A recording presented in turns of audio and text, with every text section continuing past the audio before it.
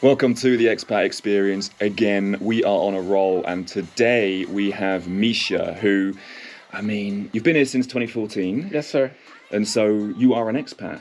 Yes. And expats come in all shapes and sizes. And so it's very, very nice to have you. Do you want to describe a little bit of what you do? Sure thing. So I'm a filmmaker, photographer, and a DJ. Mm-hmm. And I'm a full-time artist, alhamdulillah. Yes. I do my passion 24/7. Zero sleep. Zero sleep, yes, traveling a lot, living in the airport technically, but it's a dream come true. You know, It's Yes. everything my 16-year-old version wanted and dreamt about. Because I think also what's incredibly exciting, sort of beyond the stuff, the stuff you're creating, is the how it's perceived. Right, this is the forefront of Saudi moving forward. 100%. So that's the sport, that's the music, and like for you to be involved with that must be fucking insane. It is insane, and it's beautiful because I started freelancing in Saudi in like almost five years ago. So back then we didn't have the opportunities that we had now. We didn't have the events that we had now. So I was kind of getting, like some steaks, you cook it for so many hours and then finally get to eat it. Marinating. Oh, 100%. Definitely not cooking for hours. No, actually there is which steak is it? I don't know. It gets cooked for like 24 hours. We'll put that you get the idea. We'll do it in the description. You get the idea. Anyway, we're going to save the rest for the show, but you're going to love this. Enjoy. We have Misha Saied in the studio today. Did I say it right? Please say I said it right. Good. Yes, that was right. I've been practicing all day. I'm going to have to check with you. Man, when it gets to the news at the end, when I have to read that, I'm there like butchering names left, right, and centre. Yeah, it happens here all the time. When they're important names, it's kind of feel like the show's going to be cancelled. But I'm very excited to have you on the show. I think it's so nice for people to hear what other people are doing in the kingdom, especially when it is something creative and pushing boundaries and showcasing the best of what is happening in Saudi. So do you want to give a little brief intro as to what you do, who you are, and we'll take it from there. Sure thing. First of all, thank you so much for having me on the show. It's a pleasure. And I'm a filmmaker, photographer, and a DJ. And I do this full time. And you said something so accurate where we get to experience the best things that are happening in the country, from sports to music to art. Like, this is something that we've never had before. So technically, what I do basically is cover all these events, whether it's filmmaking or photography. And just a year and a half ago, I started DJing as well.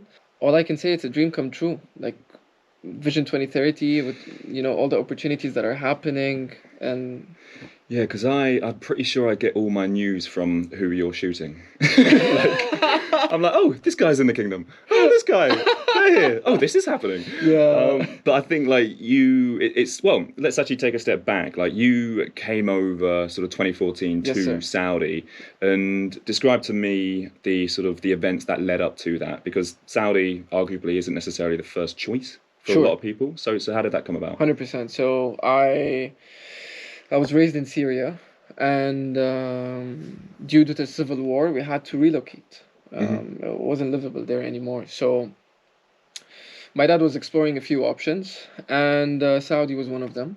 Although for us, it was the last one, because you know how Saudi was back in the day, like completely different than where it is now.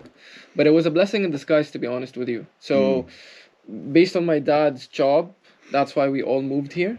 Okay. And since then we've been. So you must have been what, like 10, 12 at the time? No, I was 13. Okay. Yeah. Okay. 13, 14. So how was that move? 14, what did you move into? Like, how was Saudi back in the day when we moved? Yes. Oh my God. Nothing like it is right now. Completely different. It was very, very conservative. There was nothing to do.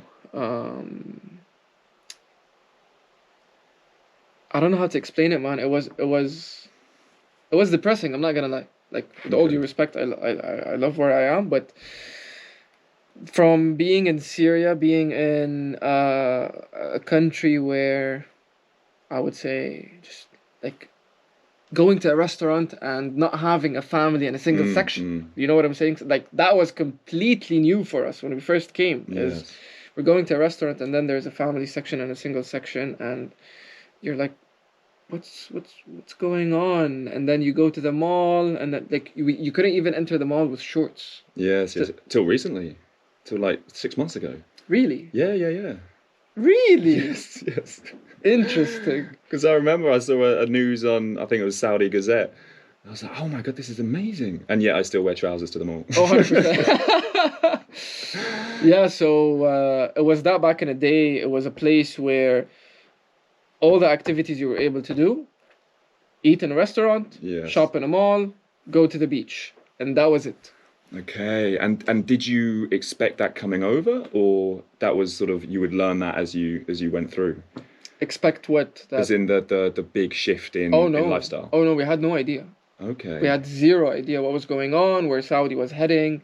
We were just grateful that we were in a safe country. Yes. And that was it, you know? Yes, yes, yes. But we were lucky, literally, because we came to the country not expecting anything, right? We were just, this is how it is, and we just have to adapt. And you know, Yes. I'm like, as an expat yourself, and I'm sure you've been, you know, traveling all over countries and moving multiple cities, and so you just learn to adapt and to be grateful to whatever you have, right? But seeing where Saudi's going, that was just, it was just a very nice gift that we were not expecting at all. Yes, I'm sure. You know? Okay, and then like in parallel, I imagine you've probably been a creative or artist at heart since you were a kid. Yes. So how did that start? Because I had, you probably know him, Pineapple Pappy, on the Yes. show a while back and a few weeks back, and he was saying it started by him stealing his dad's camera to shoot clouds and pigeons, Interesting. and when he was like 12. Oh wow. So like for you, what I'm trying to sort of understand is you were obviously in Syria and you were probably exploring your passion 100%. at that point, and so coming here, there must have been at the time sort of that taken away from you a little bit. Not really. Okay. It actually gave me an opportunity to explore my passion even more. Okay. Let me explain. So, when we were kids, we were in a Russian education center in Syria, right? So there, we on a yearly basis, we'd have musical plays. Okay. So my siblings and I would act, dance, do like traditional Russian dances, and it was a play. We were like what, 5, 6 years old Okay. when we started, and my mom is a pianist actually, so it runs in the family. And we grew up. So I have a brother and two sisters. We're a quadruplet. We're all the same age. Yes. So we grew up literally. Imagine like four minions around my mom while she's playing piano, and we're just dancing and having Love the that. time of our life, you know. So I was very into acting and music from a very early age, and you know, my like, I'm so grateful for my parents because they allowed us to explore all different sides, right? My dad truly believes in this mentality where you need education to feed the mind, you need sports to feed the body, and you need art to feed the soul. Nice. Okay. So we explored so many different sports and different, you know, like art outlets. We were dancing for a few years in a dance studio, and we were one of the few students that were acting and dancing in school plays. And then by fifth grade, we kind of stopped acting. خلاص, it wasn't a thing anymore, and that's when we started learning musical instruments. So I picked up the guitar at the age of 10. Yeah. My brother picked up the drums. My sister picked up the piano. So you literally had a band. Literally, not for real. Like we used to perform in school and stuff as well. Okay. Yeah. So, and then What was the name? You must have had a name for your group. oh my god, MRS. I MRS. think MRS. Standing for. No idea.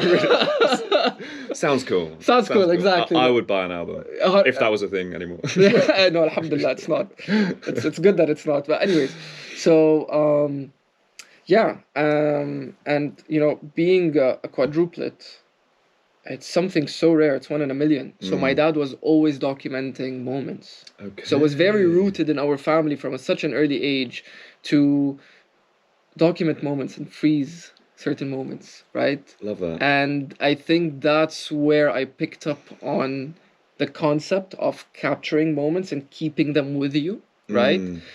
And once we moved to Saudi, so like in a completely new place, your perspective completely shifts, Mm. and I realized that um, I was viewing things from a different perspective, from a very unique perspective, and I was like, the only way I could share that perspective is through snapping a photo.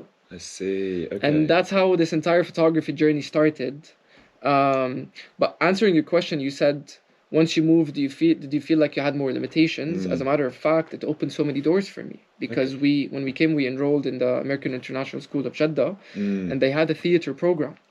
Okay. So that allowed me to dive back into acting, and we did a few school plays. We did Wizard of Oz. We hosted even an American actor who had a few movies in Hollywood came and acted with us. And then I ended up doing a few commercials. And from there, while I was acting, I picked up phone photography, like I mentioned. And I remember I was on set.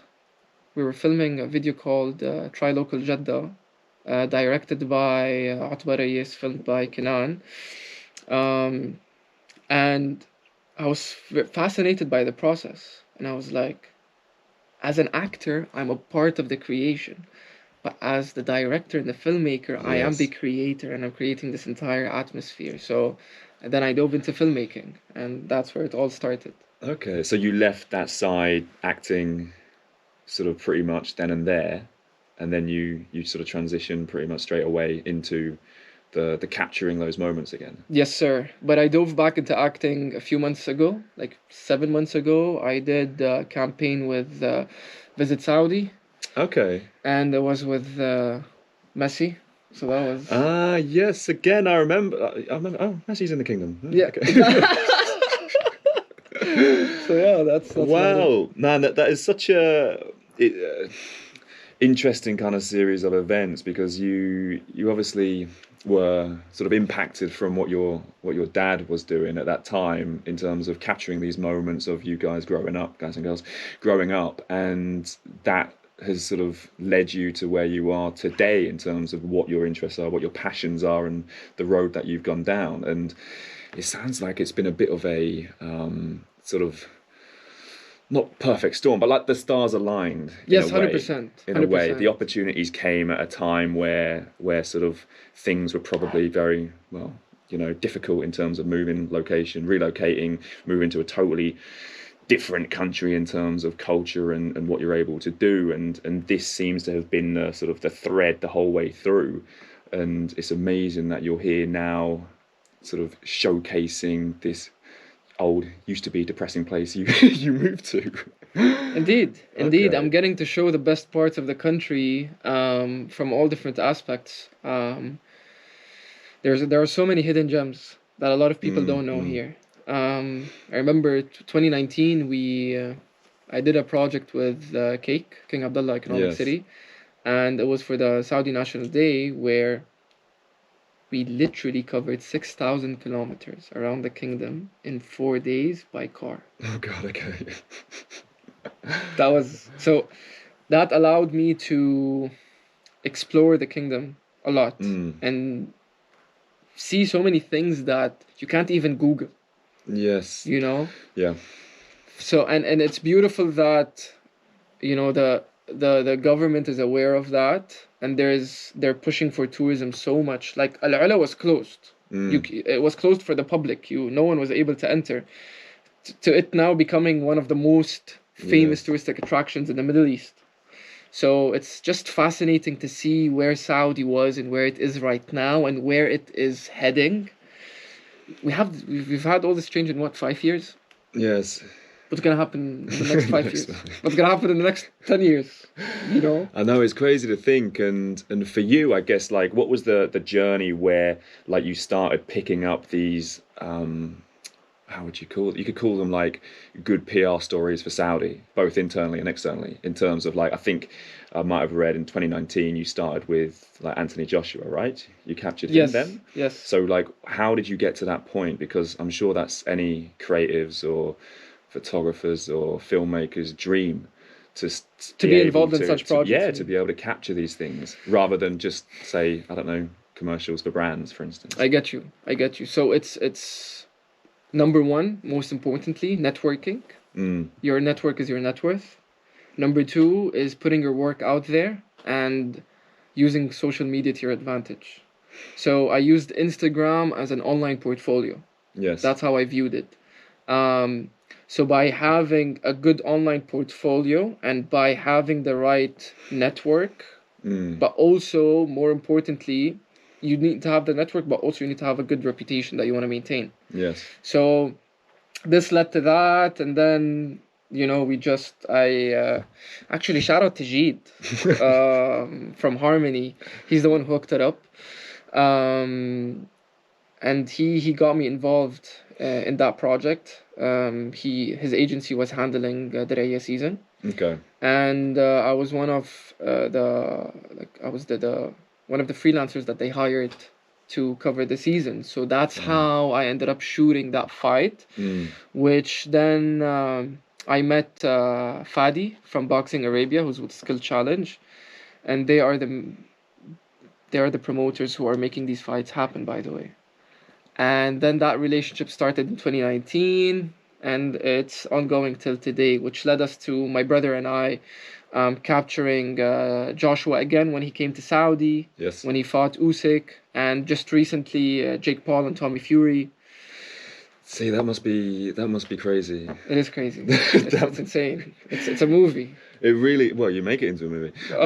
Good idea. No, but I mean, in itself is kind of, you start with these big fights like Joshua in 2019, and I know there was a lot of kind of, negative press elsewhere in the world related to that, right, in terms of him being in Saudi or a fight being hosted in Saudi.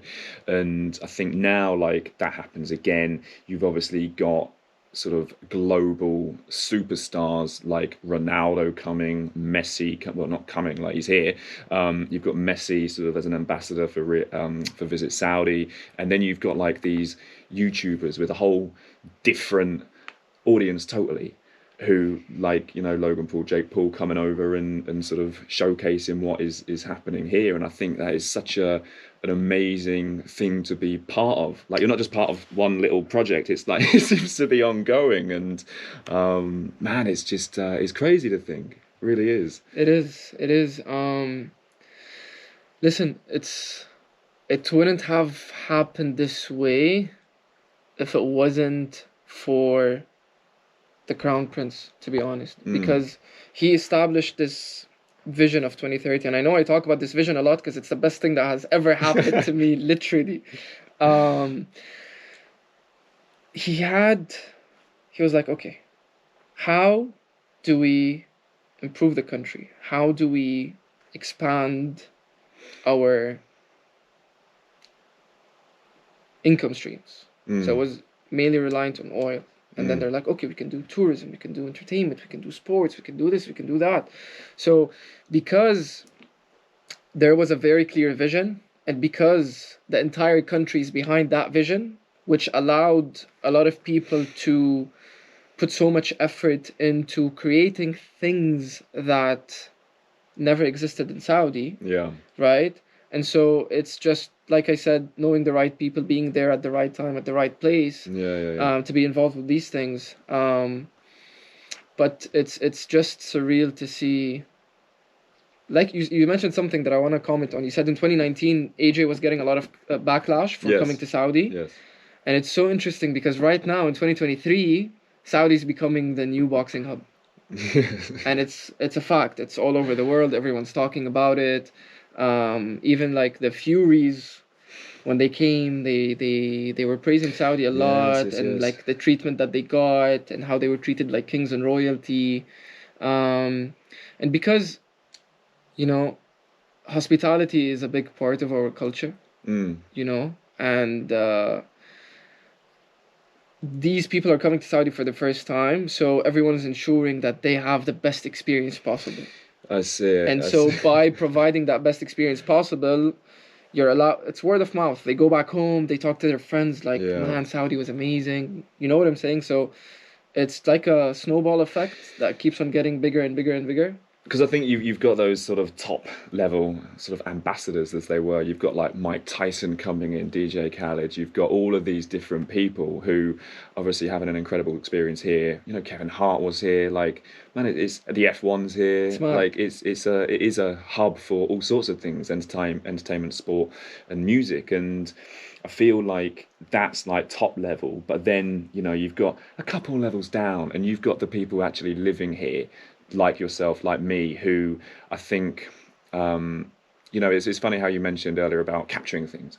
And like for me, coming to a totally different country was something where like obviously massively daunting in some ways, but like you enjoy it and you want to show the best of where you are, right? You want to show the experience, yes, the best of where you are, but also like the negative stuff when it happens, because let's be honest, we're all human, and sort of stuff happens.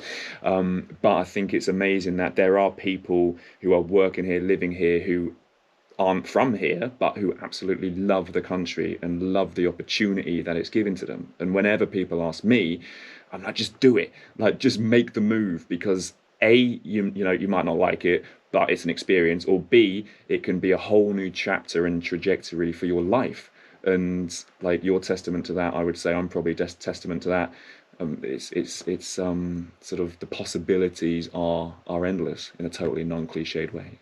They are endless. They are endless because all the other countries are already developed, Yes. right? They already, like boxing is very big in the UK, football is very big in the UK, American football is big in the US, basketball is Yeah. big in the US. So they're already well known for certain things, and they already have an infrastructure to facilitate these things.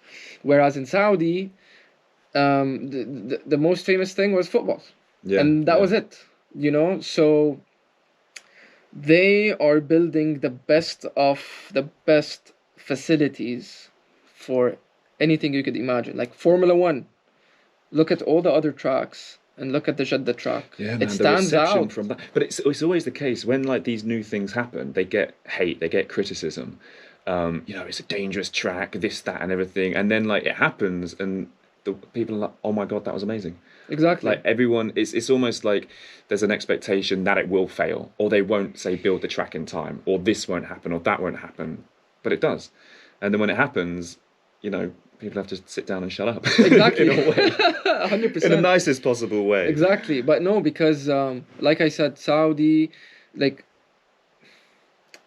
yeah, I even got this in Turkey. Do you guys still ride camels? Really? Wallah, I'm like, everyone has a very wrong perception about what Saudi actually is. And I feel like the moment they get to visit the country and experience it for themselves, that's where that perception completely changes. So it's normal for them to be like, and especially, okay,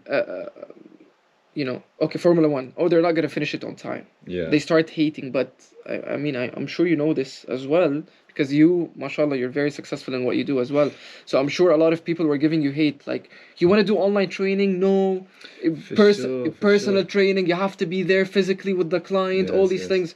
So it's anytime someone does something innovative and completely new, Yeah. people like to hate on it because they're stuck in their comfort zone. So whenever they sure. see anyone leaving that comfort zone, they want to hate on it because they're like, okay, yeah, no, but I want to be there, but no, I can't be there. You know what I'm like? There's this I know internal exactly what you contradiction mean. that goes on. Yeah. But look at you, you have one of the biggest online training platforms, I believe, in the country. I might be wrong, but this is how I see it, because I'm seeing your posts on Instagram, to be honest. You're doing pretty well, mashallah. Well, it's just Taya there with the camera. Yeah. She's a good photographer, by She the way. is. Yeah. I also take her pictures as well, so Interesting. Yeah, I love that.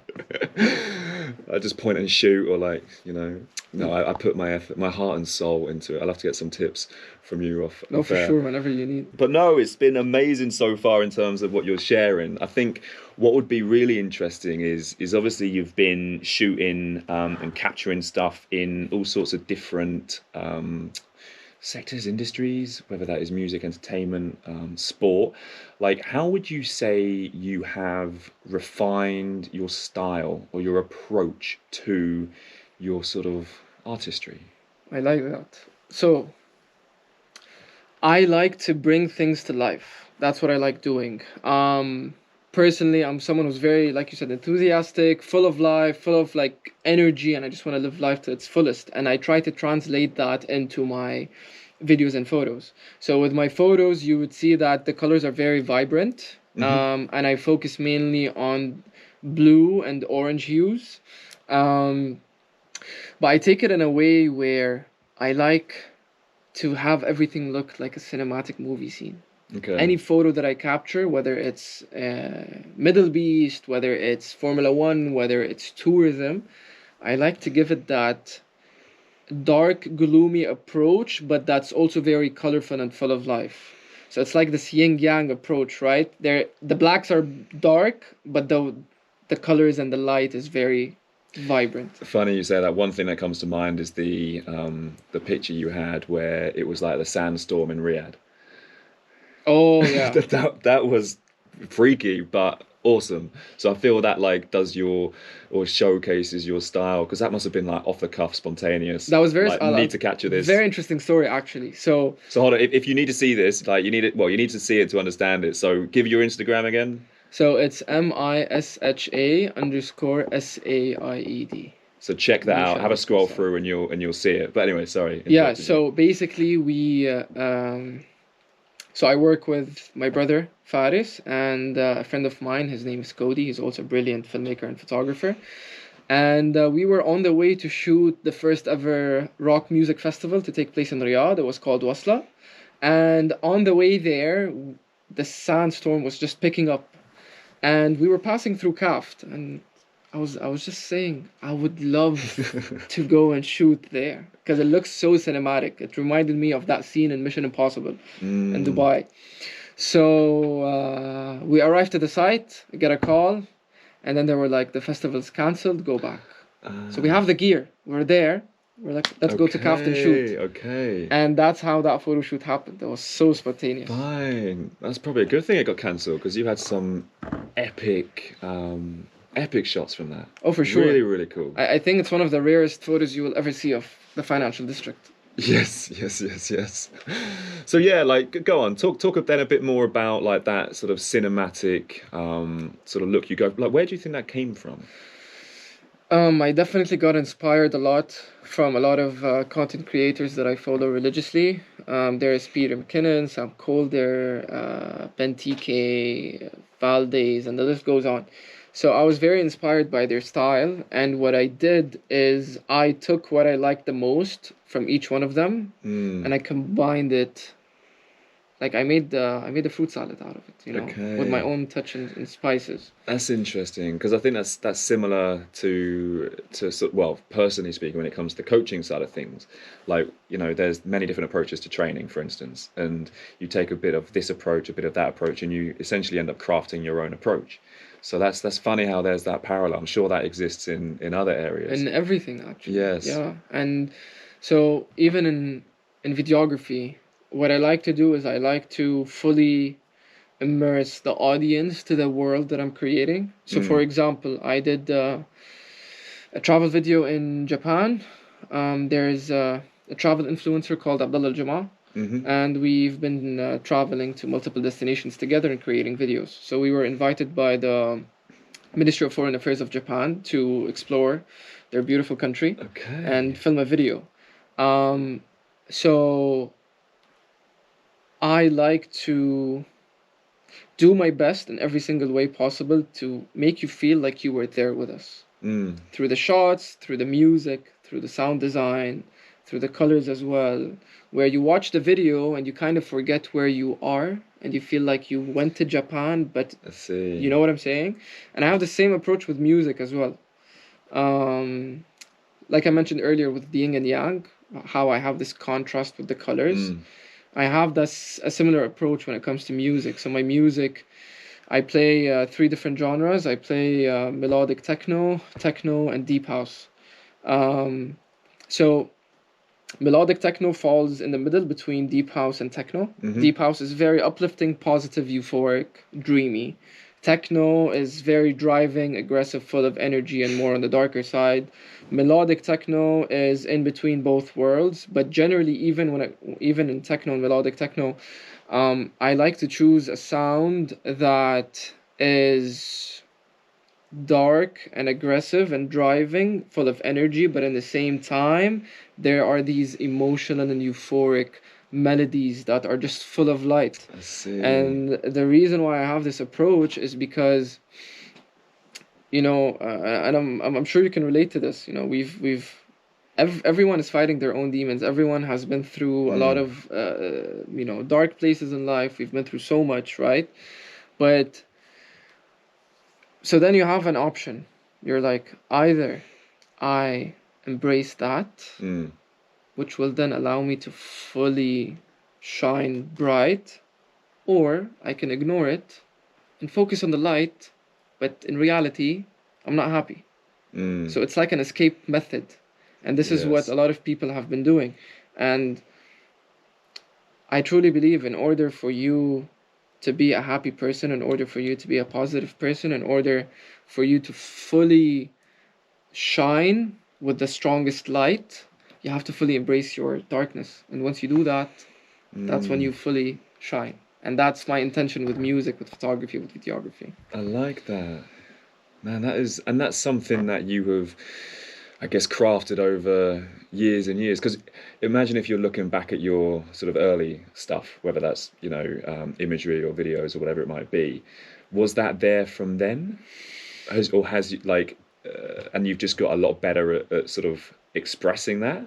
Or was it sort of something totally different? Interesting. I would say I always liked contrasty photos that had sharp and dark blacks, but I never really had this sophisticated spiritual approach behind it. You know what I'm saying? You can articulate it. Exactly. I didn't know how to articulate it. It's just that this is what my eye liked. Yes. And then the more I dove into photography and videography, the more I started understanding, okay, I like this because it makes me feel a certain way. I like that because of that. And that translated into music. Okay. And so I feel like art is very self-expressive. 100%. And so when you're working with clients, for instance, how much of you do you need to hold back? How much do you need to sort of cater to their interests? Well, I'm grateful that I positioned myself in a way where clients trust me to fully do my vision. Awesome. Alhamdulillah. Awesome. But that wasn't always the case, right? You always have to, and it's always a fine balance between, you always have to cater to their needs, but you have to earn their trust first. And it goes back to what I was saying with using Instagram as a digital portfolio. So initially, in the beginning of my journey, no, I was simply, okay, you want this, I'll do it that way. Sure thing. But it had my DNA in it. And that transitioned to clients giving me what their expectation is and giving me the full creative space to do what I want and what is. I'm known for a certain type of videography. I'm known for a certain type of photography. You know what I'm saying? So, alhamdulillah, to get that trust from the clients and to get this creative freedom is everything.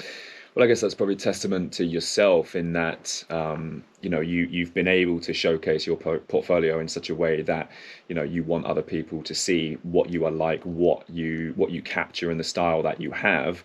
And then I imagine when you're going through conversations with them, you're confident, obviously, in your abilities and what you're going to deliver. And I imagine then that has a knock-on effect to the client being like, I trust this guy.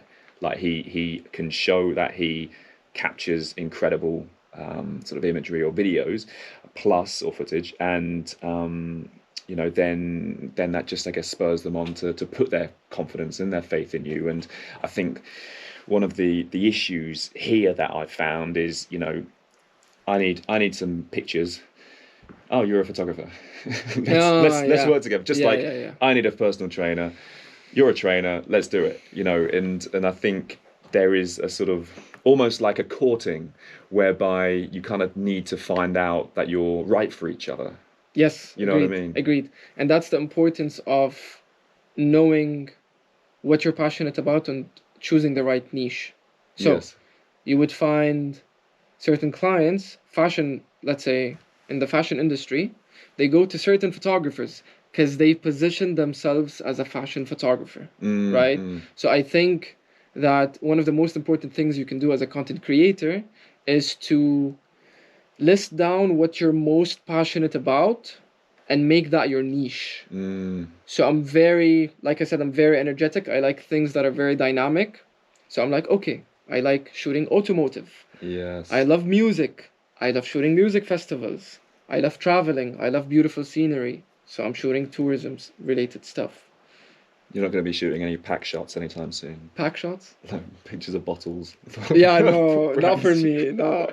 I mean, if the client is right and the vision is nice, then for sure. Because I have an advertising background, so why Yes, not? yes, yes. But yeah, generally I like being outside and That's doing something that's yeah, yeah, challenging. yeah. I get that because that's probably a similar way to how you are sort of creating and changing your DJ sets, right? In that you have your own approach, your own style, your own probably journey for the show or the set, whatever you're doing. But then you probably have to cater to the audience, and you have to bring them along the journey and get them to where you want them to be. They might be ready from the get go, or you might need to warm them up a bit and get them on side and then go. True. Correct me So if I'm wrong. I'm not a no, no, DJ. true, I'm true. No, only- 100%. But you're a crowd, so you know exactly what you like to hear, and you sense you can sense it, right? So a DJ's job is first of all to read the room and see what the crowd kind of wants and what they're Mm, going for. So you can do that in different ways. You can either just go and be spontaneous, and it's like a dance. You play this yes. track, you see how they interact. Okay, they like it, they don't like it. They like it, okay, more of that. They don't like it, let me Got you. go Got you. somewhere different. But the way I play it is different. I like to build my sets. I like to pre-plan because once again, I'm originally a storyteller. I'm a filmmaker. So Mm, a journey is very important, extremely important.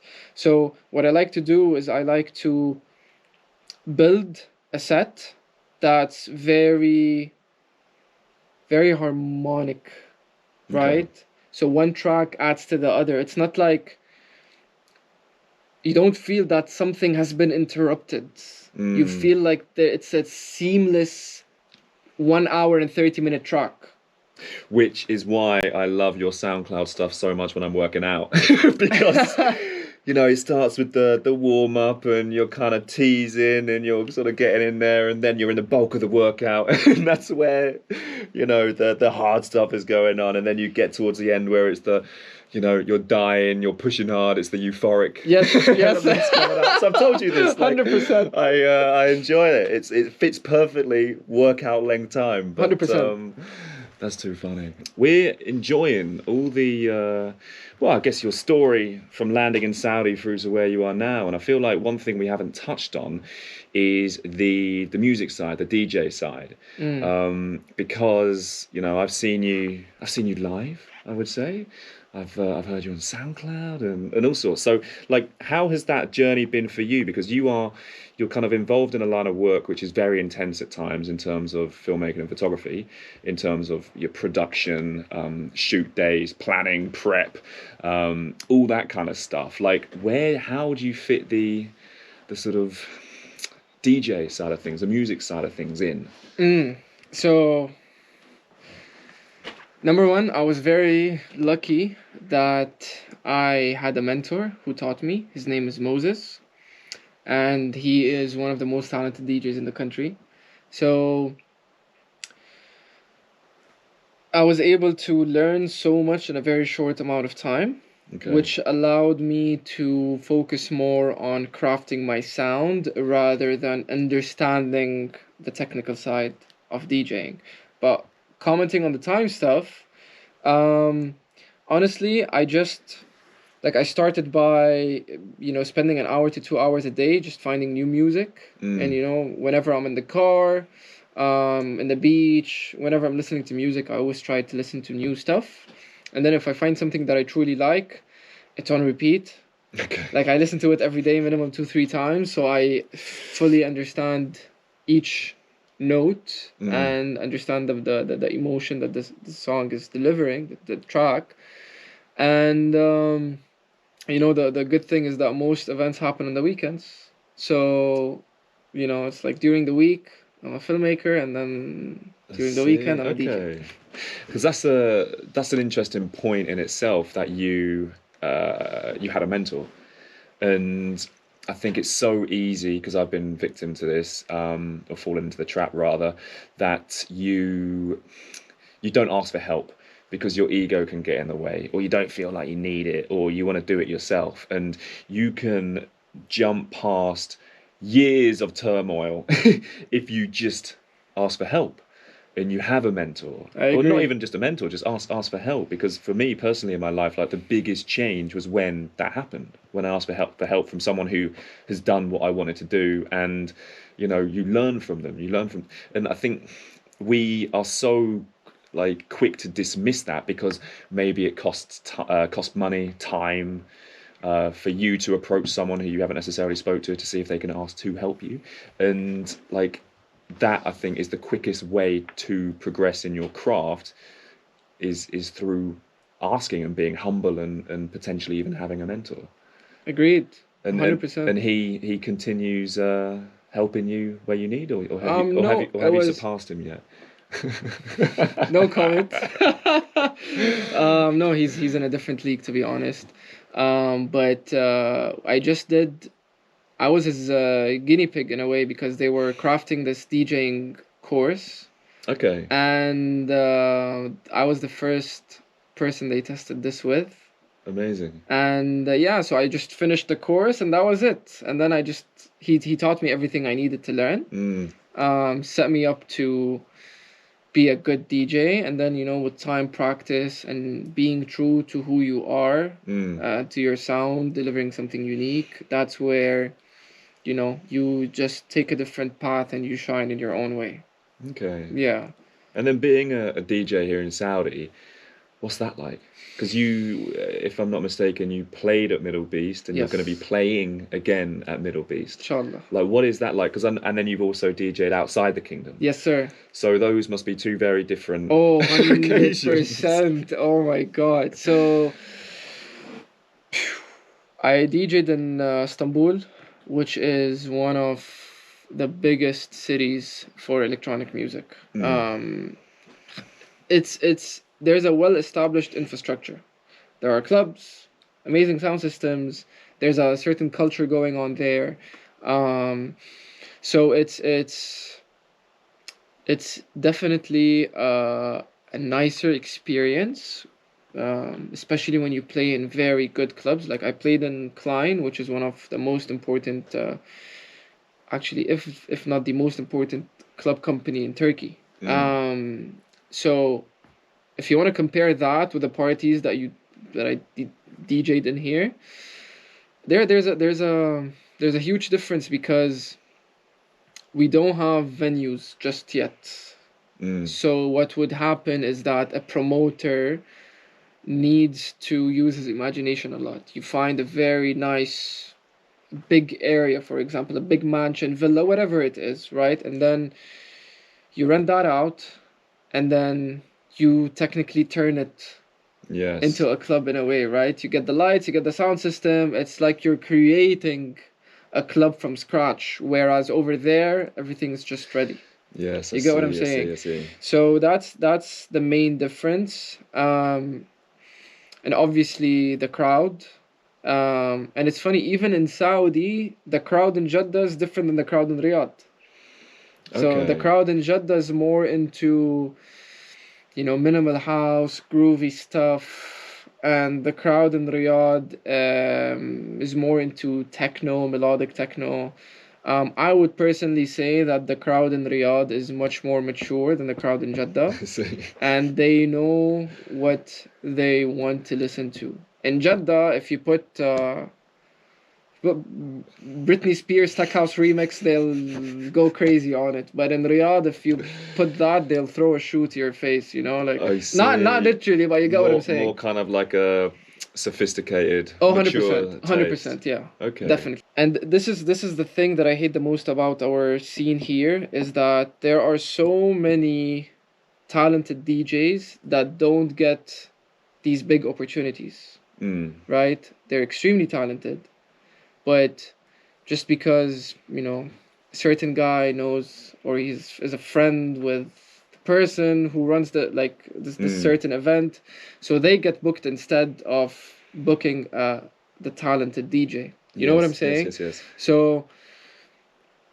I just believe that there should be a more collaborative approach in our Yeah. industry, because the entertainment industry is one of the toughest industries you could be in. Everyone wants the spotlight, and no one likes to share that spotlight. But instead of just viciously competing with one another, there's so much room for all of us to have that spotlight. There's so much room for all of us to grow and build a name, and it's it's just sad to see, but I think it's the reality of the situation. And once again, it's a very fresh Mm. industry, so I think along some years that will change. Yes. I truly hope so. Having sort of touched on the music and your weekday and your weekend jobs, as it were, like how do you sort of manage yourself, because you're giving so much energy out when it comes to the crowd, when it comes to the people you're working with, creating, capturing, documenting, whatever you want to call it. How do you sort of level yourself out? Mm. Well, a big one is meditation, but I just recently started that journey. But before that came into my life, it was spending a lot of time in nature. Um, just, to be honest, sometimes just being a lazy potato bag, laying down in the couch and just doing nothing helps a lot actually for someone Okay. who's extremely active. Obviously, spending time with loved ones, with my siblings, with my friends, with people that I care about. Um, but yeah, it's just a balance. And to be fully honest, I'm not the best at balancing sometimes. Mm, Sometimes I mm. lead myself to a place where I feel like I'm burnt out. Yeah. But not anymore, alhamdulillah. Really, what's changed? You've realised that is a behaviour pattern of yours and Oh, it for needs sure. addressing. For sure. 100%. I've Okay. realized that because I was always the last thing, yeah, I was putting my work above my health. Yes. And that really it didn't end up well, to be honest. I wasn't sleeping, I wasn't eating as much, my body felt weak. And the Mm. moment I came into that realization, I'm like, okay, this has to stop. And from a practical point of view, what does that look like? Like, does that mean you say no to things more often? Oh, for sure. Yeah. Learning to say no is a superpower. It is. It is a very big superpower, and especially because you're a very nice guy as well. So I'm sure it's very hard for the both of us to say no. I thought you were going to say you wanted to say no to me and this Of today. course not. It's a pleasure to be here, bro. Relax. And it's difficult. It really is. Because you kind of want to help people. You want to share what you're doing, and man, I can't say no. That is my Yeah, problem. It's I get difficult. It you. really is difficult. It is, but it once again, that's why it's a superpower, Yeah. and it's learning to say no is a huge one. Yeah. And I've realized that the more successful you become, the lonelier you get. Mm. You might know a lot of people, but your circle is extremely tight. Yes. Extremely tight. Because then you start understanding, okay, this group when I'm staying with this group, it's affecting me negatively. It's, I call them vampires. They suck out your energy, and there are certain people when you're around them, they just give you so much life and so much energy, and just understanding who is that, who falls under which category, and being selective with your people, I think is a major I thing. think the awareness is a superpower as well. I call them the radiators and the drains. Oh wow. Because yeah, like to be honest, I only really recognized this when I was in my 30s, that who you spend your time with and who you give your energy to can have such an impact on you operating throughout the day. Tell me more about your experience, because you interact with a lot of people. Yes. So I'm sure, even with clients, some clients you would really rather not have, but some clients just make you, they fuel you, they remind you exactly. of why you started this job and why you're doing this. Exactly. This is the question for me. I'm the interviewer. Yeah, well, tables have turned, my friend. probably needs a dry mouth or something. Yeah, you're totally right. And there's times when I'm like, why did I take this client on? Because they're not doing anything which is expected of them. They're not asking for help. And it's just, it is an energy drain. And then that is where you end up hating your job. You end up hating doing it because of the individual you're working with. And unfortunately, sort of what I've learned from that is they're not ready to make the change. And so, they're coming up with these barriers, these excuses, all of these things which, like we were talking about, shift the responsibility from internally to externally. Everything else is to blame, everything else is a problem. And so you can't necessarily help someone like that, unfortunately. They've got to get there themselves. And so on the flip side of that, you have clients who are doing everything to a T, who are sort of learning, who are implementing, who are absolute sort of weapons when it comes to, getting towards their goal and progressing. And that just simply getting that text message, which is, you've changed my life, or, I haven't been this weight since I was since, I don't know, 2010. That's crazy. That is crazy for me, that me as an individual can have that impact on someone else. And that is what makes it worthwhile. So all of the long hours, and as we were saying, it's lonely when you're putting all your time and effort into your own direction. People won't understand. People want you to go out and party or have fun, or they don't see the sort of vision that you have, because as again we said, they're sort of operating where it's comfortable. Yes. And they're living for the weekend and all this kind of stuff. But when you're doing it for yourself, there is no weekend. True. There is no 9 to 5. True. It's you. There's 24 hours a day, 7 days a week. There's so much sacrifice. Yes. And I ask this to everyone. So life isn't always sunshine and rainbows. True. I think we try and probably make it look like that way in sort of social media, but in reality, it is not.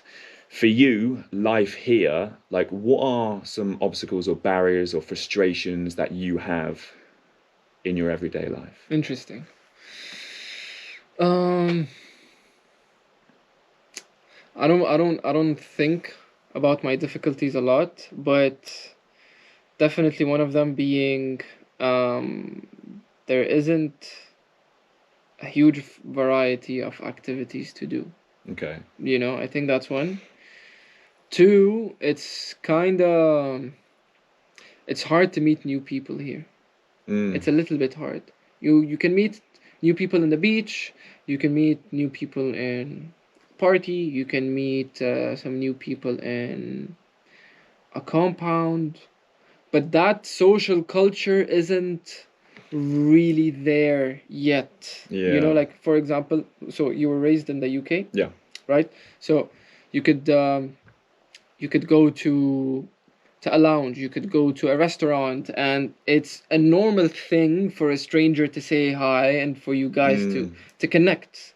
You know what I'm saying? Or you go to a library, or you go to a coffee shop, or yes. You know what I'm saying? So there are certain areas that are well known for socializing, for example. We are starting to have this here. Yeah. In a few areas here and there, but I think that some people have this worry sometimes, why did this guy approach me? What does he want from me? No, I want nothing from you. I'm just trying to... Yes. You know what I'm saying? Yes. So I think for me that's the main difficulty, because I'm a very social person and I like to continuously meet new people.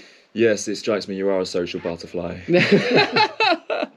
What about you? What do you think? Um, Like the difficulties and the challenges. you've Yeah, been through? I would say that. I think like there's opportunities, right, that you wouldn't necessarily get elsewhere. If I was in London, the ways to meet people would essentially be through alcohol related activities.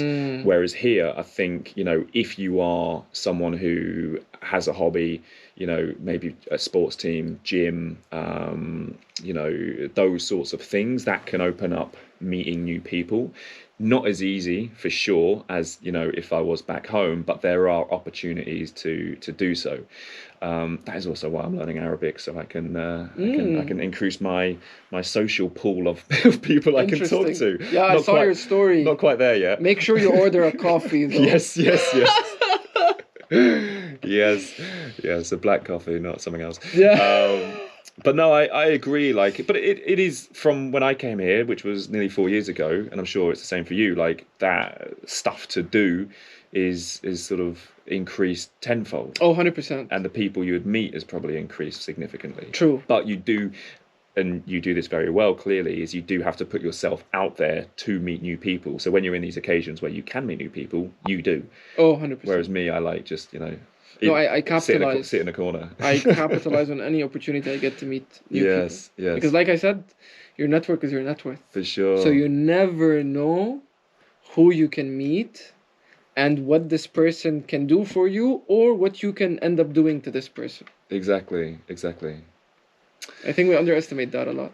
For sure, you just need like one eyeball or one person to see what it is you're doing, which can totally change everything. I'm conscious of time. What is one closing thought you want to give to the people listening today? Closing thought, which is my mission in life, to empower everyone, to remind everyone how powerful they are, to invite people to explore their soul and explore their passion and explore what things they can do in life that makes them feel alive.